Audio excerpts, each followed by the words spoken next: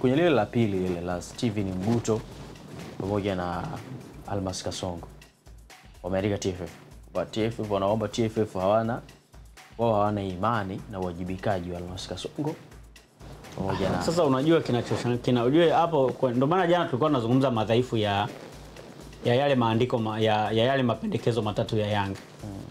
Kwa sababu gani tulizungumza yale madhaifu yale ambayo yalikuwa yameandikwa pale? Ni kutokana na hoja ambazo waliziainisha, ni hoja ambazo nilisema sio za msingi kwa sababu hazikugusa mambo ya msingi. Yaani mfano leo ukisema TFF waivunje bodi ya waondoe wale viongozi ambao wanaiongoza bodi ya ligi, kwa maana mwenyekiti wa bodi ya ligi Steven Mguto, lakini pia katibu ambaye ndo CEO wa bodi ya ligi Almas Kasongo. Ukisema waondoe, TFF inawaondoaje wakati wale wamewekwa pale na vilabu?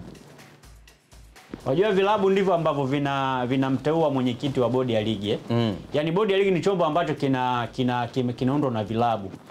Mtu pekee ambaye labda hapo hayupo anaweza kama anateuliwa tu ni mwenyekiti, ni CEO wa bodi ya ligi, ni mtendaji mkuu wa bodi ya ligi ambaye kwenye mashirikisho mengi of course anateuliwa na kutokana na sifa fulani, kwa sababu sometimes kunatakiwa kuwe kuna sifa fulani mtu anatakiwa kuwa nazo.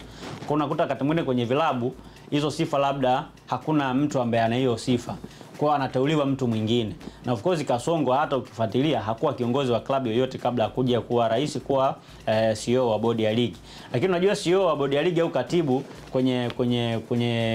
kwenye bodi kama hiyo, unajua kazi yake kubwa ni kuandika kile ambacho kikao kinajadili.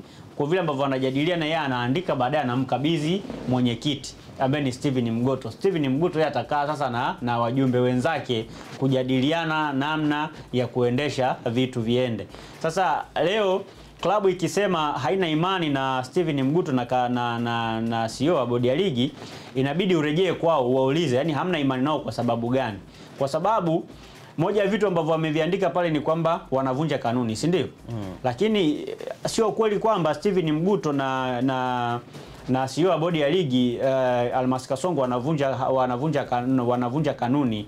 Yaani wale wamekuwa wa kwanza kusimamia kanuni, na ndio maana kamati ya masaa 72 imekuwa ikitoa adhabu kila baada ya masaa 72 baada ya mechi kuchezwa. Wanatoa adhabu kwa sababu wanatoa adhabu kutokana na kanuni ambavyo zimeandika.